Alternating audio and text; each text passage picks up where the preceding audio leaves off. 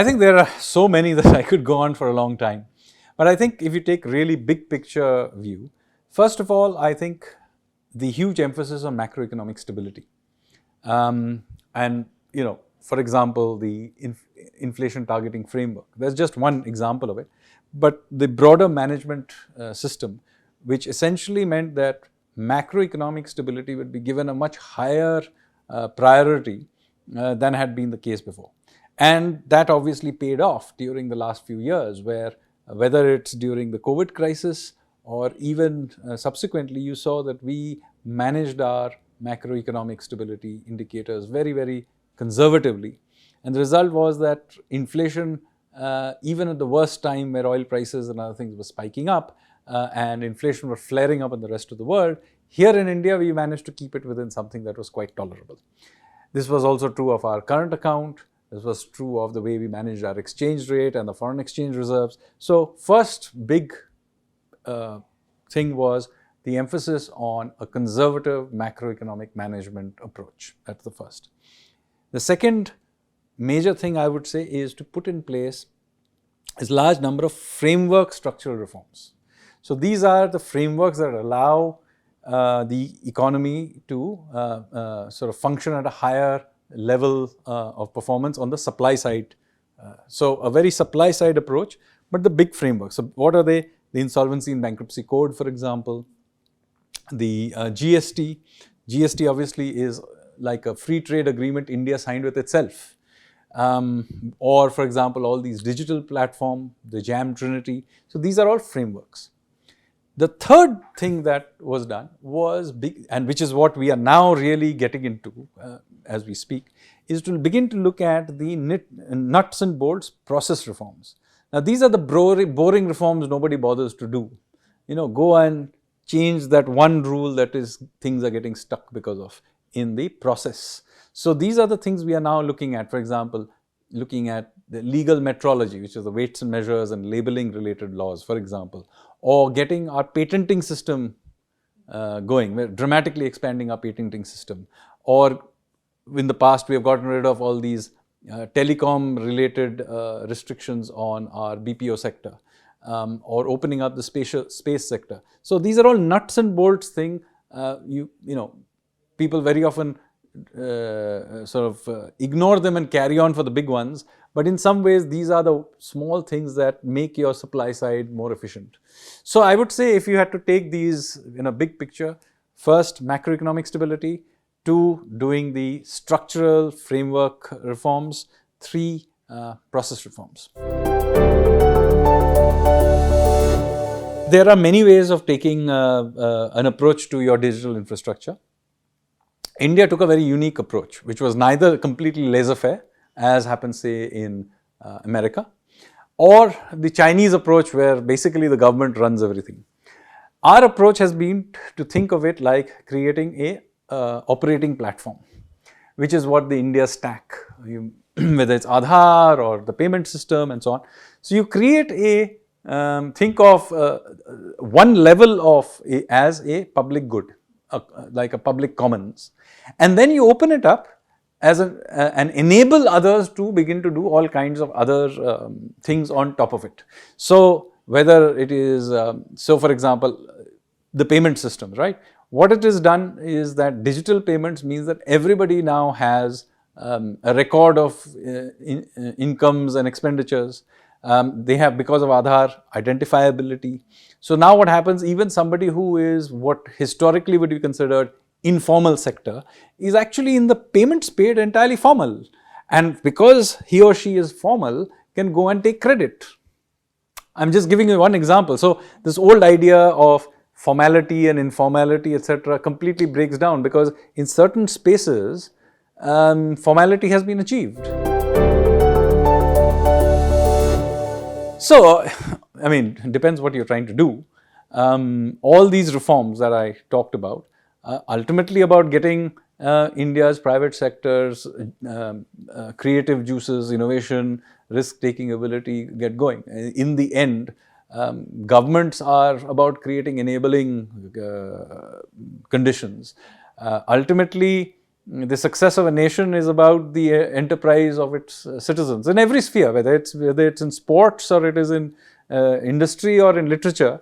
It is ultimately the citizens of the country have to do it. So, since we are talking about enterprise and economics and business, well, the idea is that, look, put the infrastructure in place, create the enabling frameworks, etc., get rid of all the inefficiencies, and presumably Indian industry is not only able to compete, but also global industry wants to come and invest here. And you are seeing that happen. Well, who knows how smooth it is? I mean, who would have guessed that we would have COVID and many things along the way? So, keeping that as a caveat, the world is an uncertain place.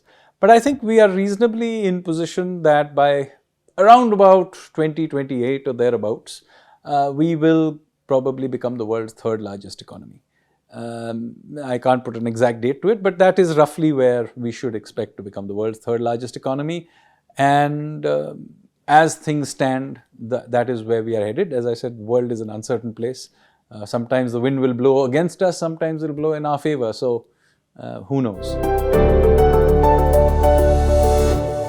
So, as I said, go back to the pre-GST world. It was a really chaotic and confusing labyrinth of indirect taxes. Every state has its own logic. The central government indirect taxes were its own framework, and there were all kinds of inefficiencies, not to mention, simply sending a truck from Bombay to Delhi when it has stop along the way a gazillion times. In fact, it was more difficult for Mumbai to trade with Delhi than it was for Mumbai to trade with Shanghai. So, that has been clearly changed in the sense that we now have a common market. I mean, I keep saying the GST is essentially a free trade agreement India signed with itself. So, that has certainly made the system more transparent, simpler, removed lots of sources of rent seeking by petty officials at every border. All of that has happened, and the fact that it has happened along with digitization means that we have a much clearer idea of the economy in terms of the flow of goods and consequently ability to tax not just the GST part, but the other parts also we can tax more efficiently, because we have a good idea where the money is, so to speak. So, all of this has meant that we have a much more radically improved system. Now, I am not making the case that this is a perfect system or that future generations will not be able to improve it. I am sure it can be. I am sure we can reduce the number of slabs or make it much smoother in various ways, reduce litigation, whatever it is, remove the frictions. But I am quite certain that even 20, 30 years from now, the system of taxation on the indirect side that we will have will be essentially the same GST system. We will have improved it, I hope, but this is a framework that I think is robust and will be around for a very long time. I mean, basically whatever happens will be built on top of this.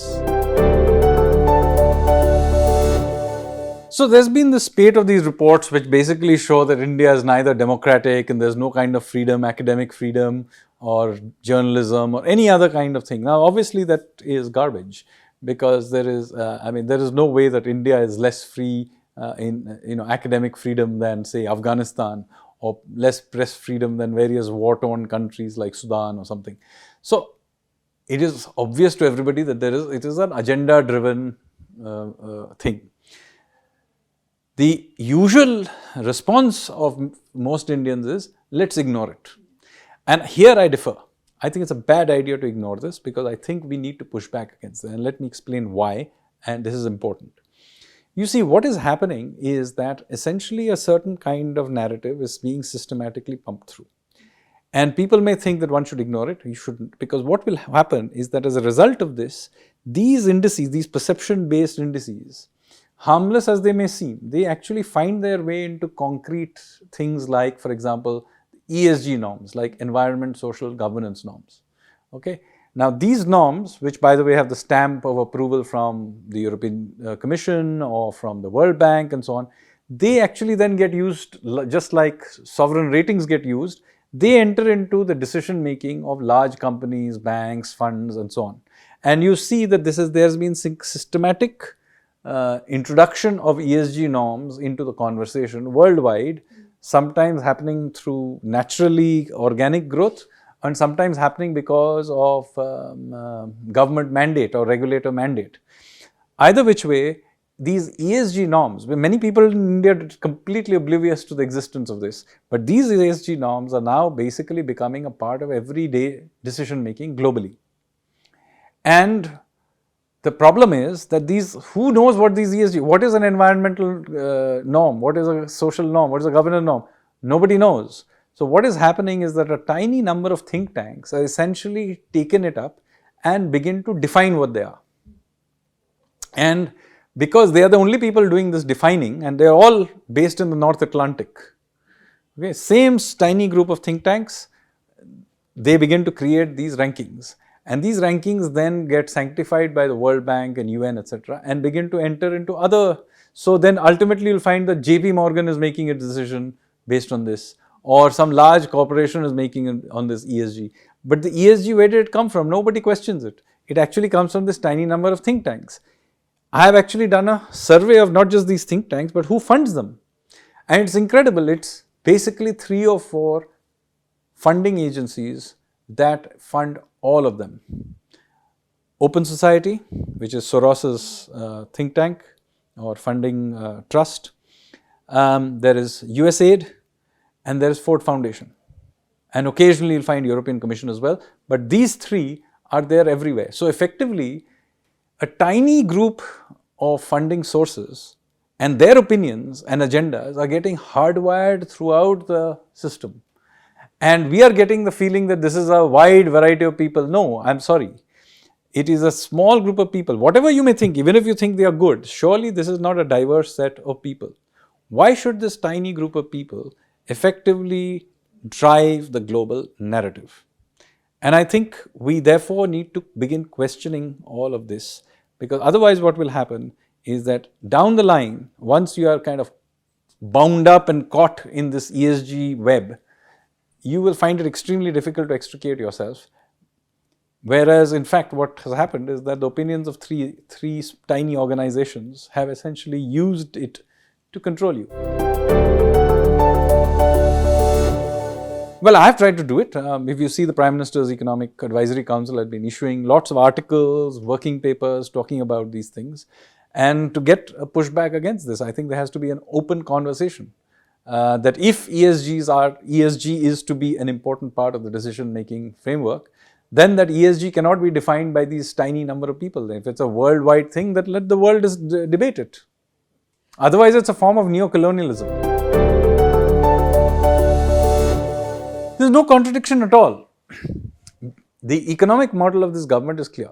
It is based on 2 things. One is, on one side, creating the platforms, the infrastructure, the policies that allow for innovation, risk-taking and growth.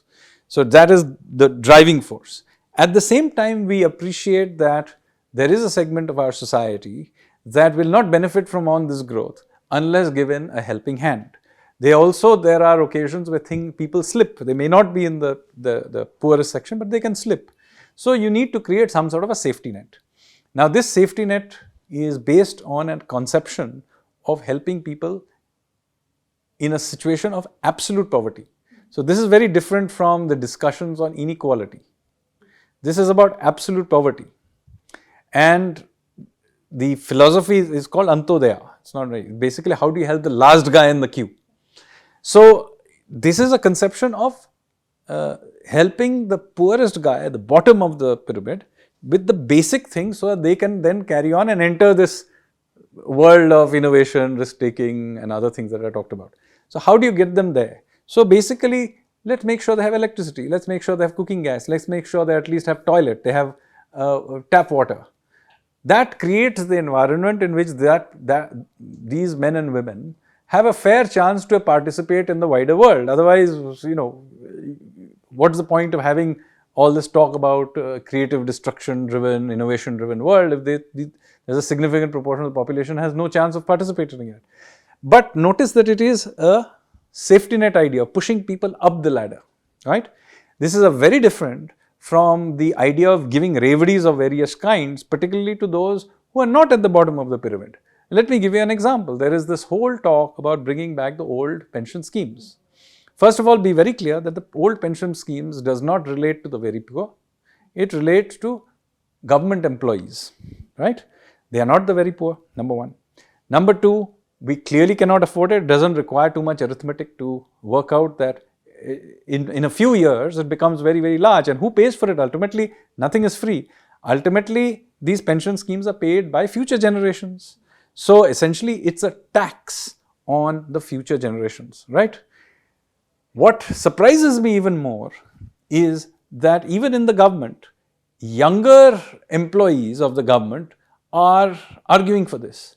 This makes no sense because they will work their entire life for a government, effectively getting taxed to pay for the old pension scheme. But when they turn up at 60, let me tell you, there will be no money left. And if you think I'm making this up, just watch what is happening in Europe. I mean, France, for example, is extending out its retirement age, I think, to 64. So this will happen here as well for exactly the same reasons. So all these people who are now in their 20s and early 30s who think they will benefit from the old pension scheme, let me tell them very clearly, the maths of this does not work. When they turn up at 60, all the government of that time will do, and I will not be in government, but I'm telling you what they will do. They will extend the working retirement age to 64, 65, whatever is then considered convenient for making the maths work. So they are not going to be the beneficiaries, but all this while they will be paying for this. So we have to be very careful. Yes, certain amounts of subsidy and support is needed. But if you generically give it up, then be clear that we as a people are paying for it ultimately as well. And if we are not paying for it, then future generation is paying for it. All right. Thank you so much. Thank you very much.